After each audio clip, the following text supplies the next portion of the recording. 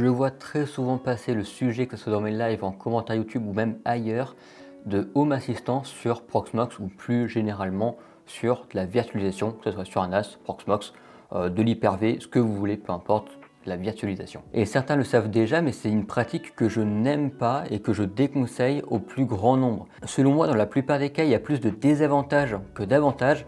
Et on désavantage, on peut déjà noter la complexité de mise en place. Bon allez, pourquoi pas. Le coût de la maintenance, parce qu'on a un OS en plus. Quand on installe Home Assistant, on a le matériel, puis ensuite on a Home Assistant. Il n'y a pas d'intermédiaire entre les deux, donc c'est plus simple. On ne peut pas faire plus simple que ça en informatique, réellement. Il y a matériel et software. Mais ce qu'on fait avec la virtualisation, c'est qu'on a la couche matériel, la couche logicielle de l'hyperviseur, on a la couche, bon, on va dire que c'est logiciel, mais il y a la couche matérielle qui est émulée par l'hyperviseur. Et ensuite, on a Home Assistant qui vient en dernier, ce qui fait que pour simplifier, on a matériel, hyperviseur, donc un logiciel qui ne sert à rien vu que c'est un logiciel intermédiaire.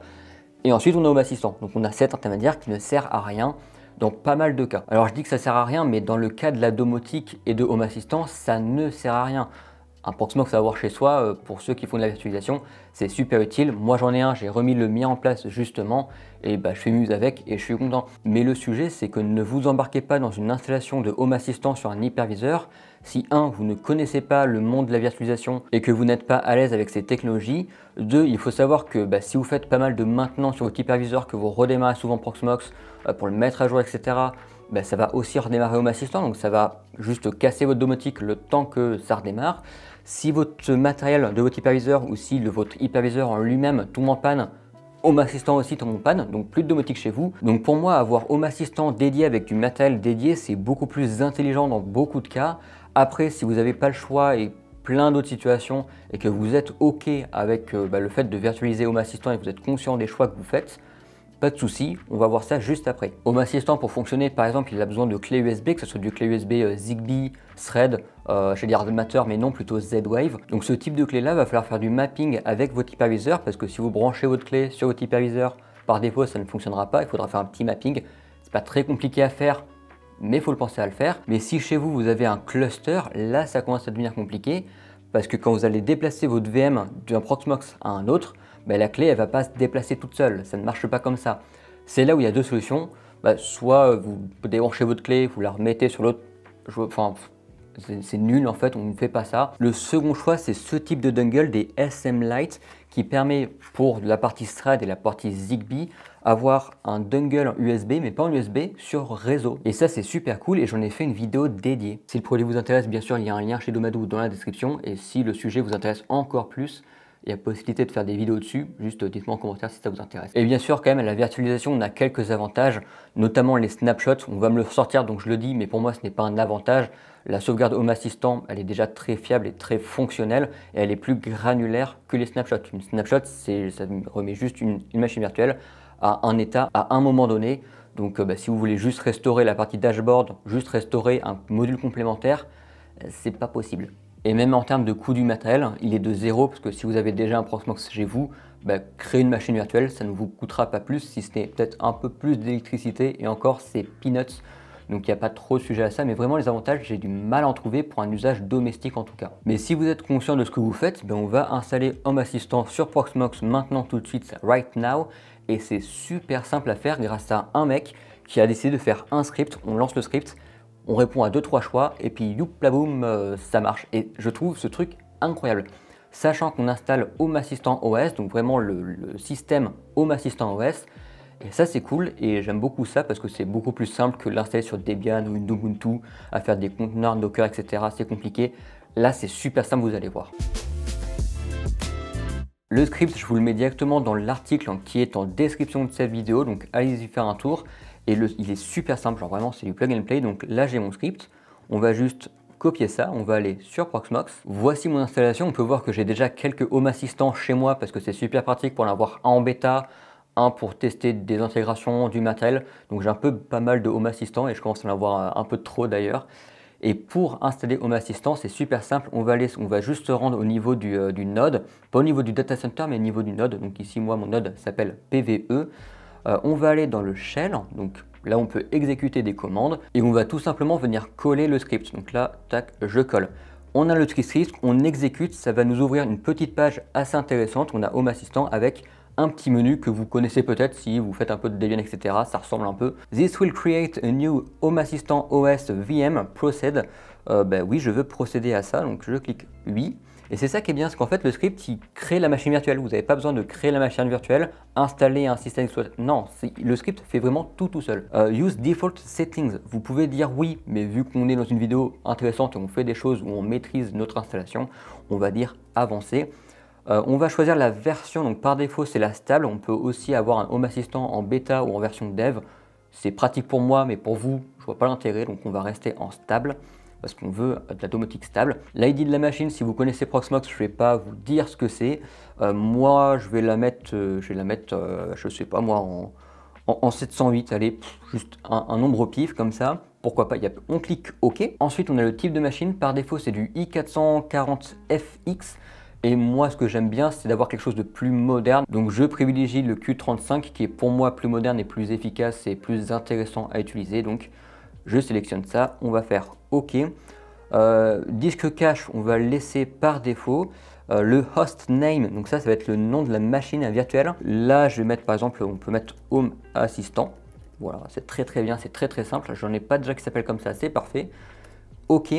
Ensuite, le CPU modèle, on reste sur l'hôte. Donc l'hôte, c'est notre Proxmox, donc c'est le matériel qui héberge Proxmox. Pas de sujet là-dessus. Combien de cœurs CPU on peut allouer? 2, ça suffit, je pense, amplement. Dans tous les cas, on peut l'upscale au besoin. Moi, je vais mettre 4 parce que just because I can. Pareil pour la mémoire, par défaut, c'est du 4000, donc du 4 Go de RAM. C'est largement suffisant. Mais si j'ai envie, je peux booster à 8 Go de RAM, à 6 Go de RAM. Pas de sujet, je vais laisser à 4000 parce que c'est amplement suffisant. OK. Le bridge, c'est quelle carte réseau Home Assistant va utiliser sur l'installation Proxmox pour pouvoir communiquer avec votre réseau chez vous. Moi, c'est VMBR 0. Si vous voulez vérifier que chez vous, c'est bien VMBR 0, vous allez dans la partie Network juste ici. Attention, ne cliquez pas sur la partie Network maintenant parce que sinon, ça va quitter le petit lanceur qu'on est en train de faire. Donc, ça va annuler le script. Donc, ouvrez ça dans une autre fenêtre si vous voulez vérifier. Moi, je sais que c'est VMBR 0, donc pas de sujet là-dessus. Je fais OK. La MAC adresse, il n'y a pas réellement besoin de la changer, donc je la laisse telle quelle. Ensuite, le VLAN, moi, j'en ai pas configuré sur Proxmox, donc pas de sujet. J'en mets pas, je laisse vide. OK. Du MTU, par défaut, très bien, pas de sujet là-dessus. Et start VM when complete. Yes, I want. And est-ce que vous voulez créer Home Assistant OS? Ben oui, je veux, donc yes. Le storage pool, ça va dépendre de votre installation Proxmox. Moi, j'en ai 2. J'ai en local sur mon Proxmox qui est local-lvm, mais j'ai aussi mon NAS via du NFS qui peut être utilisé comme système de stockage pour mes VM. C'est du Home Assistant. J'aime pas trop avoir de la dépendance comme ça. Moi, je mets local LVM. Mettez-le de préférence, je pense, en local sur la machine. Parce que comme ça, si votre NAS crash ou n'est pas allumé, que vous avez, voilà. C'est de la domotique, c'est sensible, faut pas que ça pète. On limite les choses bizarres comme ça, c'est pas bizarre, mais on limite, on essaye de faire des choses très simples. Donc on laisse le disque de stockage virtuel sur Proxmox en lui-même et pas sur du stockage NFS, SMB ou qu'est-ce que je sais. Et ensuite c'est parti, ça va s'installer tout seul et juste, il y a vraiment juste à attendre. On va meubler un tout petit peu pour voir ce qui se passe. Ça fait tout seul, c'est vraiment beaucoup trop bien. Et ce qui est génial, c'est que je filme avec un ZVE10 et je peux m'éloigner de très loin. Et avec le DJI Mic, on m'entend quand même pendant qu'il y a un contre-jour assez dégueulasse. Et il y a même un chat, voilà. Mettez un like pour le chat. Qu'est-ce que je raconte? N'importe quoi. Ah mais si, c'est parfait pour vous dire que si vous ne me suivez pas sur Instagram, il y a le lien en description. Je publie beaucoup de choses sur Instagram. Donc allez-y faire un tour. Voilà, on l'a vu à l'instant, on a la machine qui s'est créée avec l'ID 708 avec le hostname Home Assistant. Donc là, je vais juste aller sur ma petite machine Home Assistant qui vient d'être créée, toute seule, toute pratique. Déjà, on a deux choses. La première, c'est qu'on a un tag Proxmox Help Script Helpers machin. Ça, je veux pas du script qui est fourni par défaut, donc je le supprime, j'en ai pas envie. Et ensuite, on a une petite note Home Assistant OS. On peut donner un petit billet à la personne qui a fait ce script parce que je pense que cette personne mérite que ce travail soit récompensé. Donc si vous voulez faire plaisir au gars qui a fait ça et qui vous facilite la vie, n'hésitez pas à lui donner un petit billet. Mais enfin bref, on va aller dans la console de cette machine virtuelle. Comme ça va nous permettre de récupérer l'IP de Home Assistant et ensuite pouvoir y accéder en interface web et finaliser notre installation. Là on peut voir que j'ai quelque chose en Home Assistant.local, mais c'est pas le sujet. J'ai en 10.160, on peut le voir ici, IP adresse V4, en 192, 168, 10, 160, donc on va se rendre sur l'interface web. Donc bien sûr, pour se connecter au Home Assistant, normalement je n'ai pas besoin de vous le dire, mais c'est l'IP 2.8123 par défaut en HTTP, pas de HTTPS. Et nous voici sur l'interface. Là, ça va prendre un petit moment le temps qu'Home Assistant se lance. Ça peut prendre jusqu'à 20 minutes, normalement c'est moins long. Donc on va encore une fois patienter un peu. Bon, vraiment, j'ai pas dû patienter beaucoup, ça a pris vraiment à peine 30 secondes. Donc là, deux options. La première option, créer ma maison connectée, c'est ce qu'on veut. Donc on crée la maison connectée.